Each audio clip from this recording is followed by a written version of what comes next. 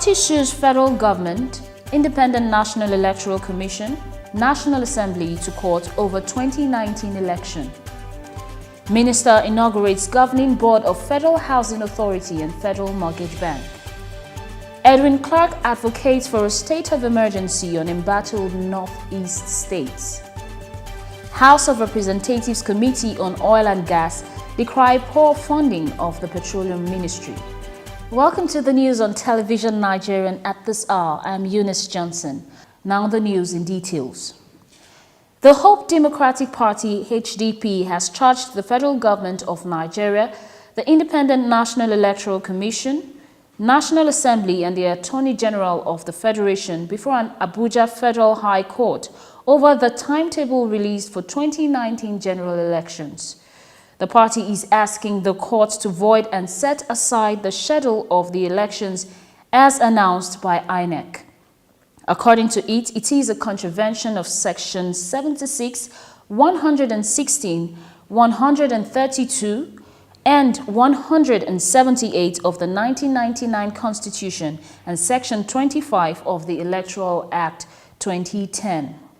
The party also wants the court to determine if by virtue of the provision of the amended Electoral Act 2010, INEC, National Assembly, and the Attorney General of the Federation are not under a duty and obligation to electronically hold and conduct the scheduled 2019 general elections into the offices of the President, the National Assembly, Governorship, and the State Houses of Assembly in the same day in any order or sequence they may choose to conduct the elections on the appointed date. The Minister of Power, Works and Housing, Babatunde Fashola, has inaugurated the governing boards of the Federal Housing Authority and the Federal Mortgage Bank of Nigeria in Abuja. Fashola said the inauguration will enable the appointees participate in the decision-making process that will affect the lives of millions of Nigerians who will be beneficiaries of the housing economy offers. He said that the board members will individually and collectively be the conscience of these agencies for collective and implementation of the policies of the government with respect to public housing and mortgage financing in Nigeria. The minister assured the boards that the ministry would continue to supervise and would not interfere in their operations.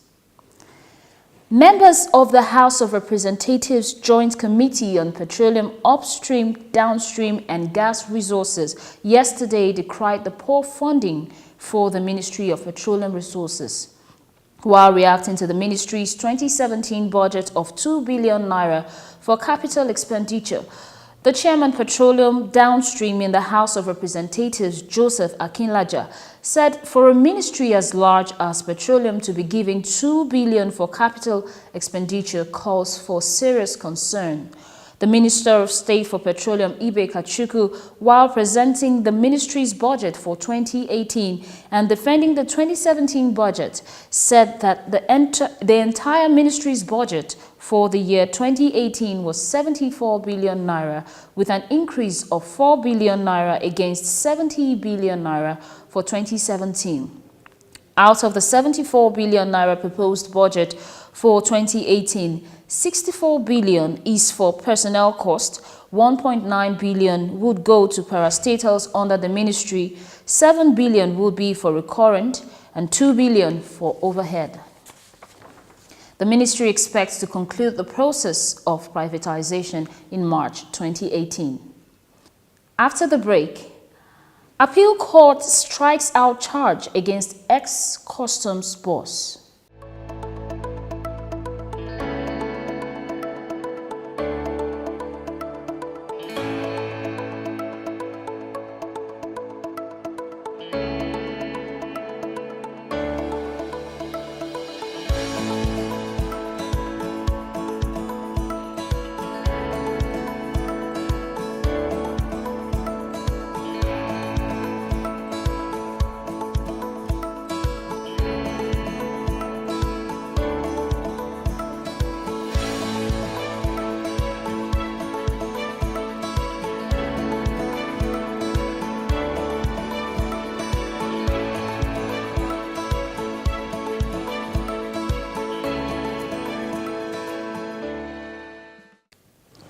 Thanks for staying with us.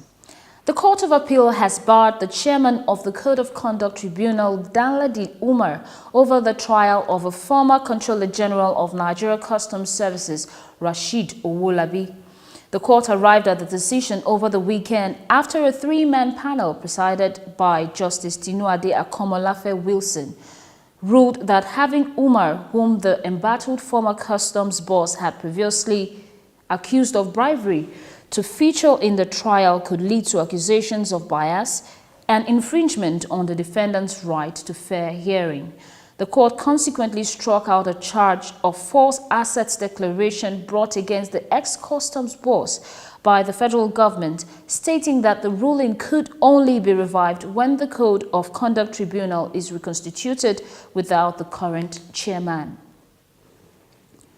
Prominent South-South political leader Edwin Clark has advised President Muhammadu Buhari to declare full state of emergency in the Northeast.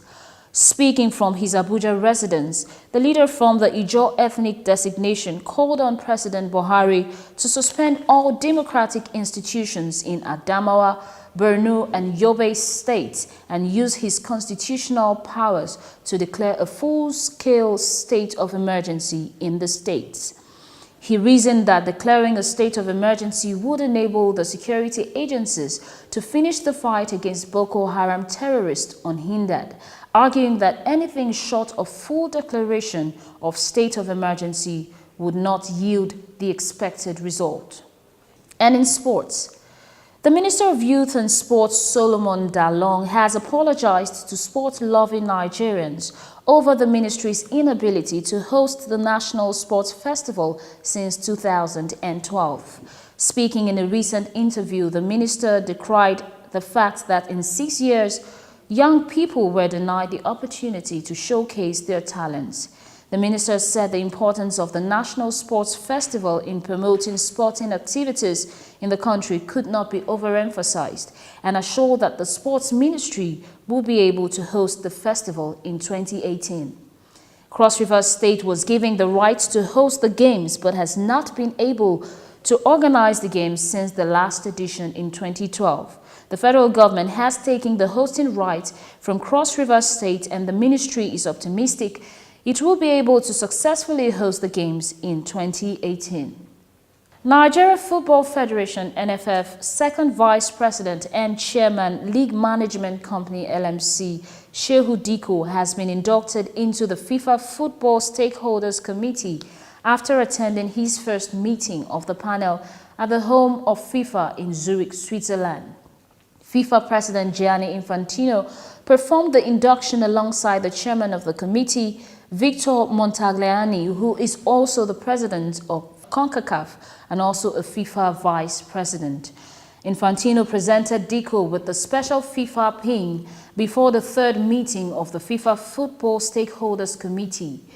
Diko was named into the FIFA Football Stakeholders Committee in 2017, November specifically. He also is a member of the Confederation of African Football Committee for Club Competitions and Club Licensing System. On entertainment, 47-year-old Terry Bryant has been arrested in connection with the theft of Frances McDormand's Best Actress Oscar.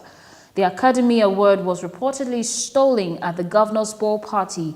After the Hollywood ceremony, Los Angeles Police Department said that Terry Bryant had been arrested on suspicion of felony grand theft.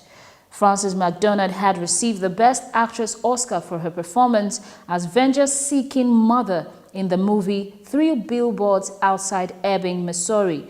A man reportedly grabbed the award and ran off at the Governor's Ball party, while McDormand was seen crying outside the ball after giving up the search for the statues on the premises. The thief was later allegedly apprehended by a celebrity photographer, and the actress has since been reunited with her award. And on the foreign scene, political parties in Italy have been claiming their right to form the next government following the election stalemate. The anti-establishment Five-Star Movement saw its support soar to become Italy's largest single party with approximately 31% of the vote. In a coalition of the far-right League Party and ex-Prime Minister Silvio Berlusconi's Forza Italia is set to win the most seats in the lower house of parliament. Despite overseeing a modest economic recovery, the ruling centre-left coalition came a distant third, polling at around 23% of the vote.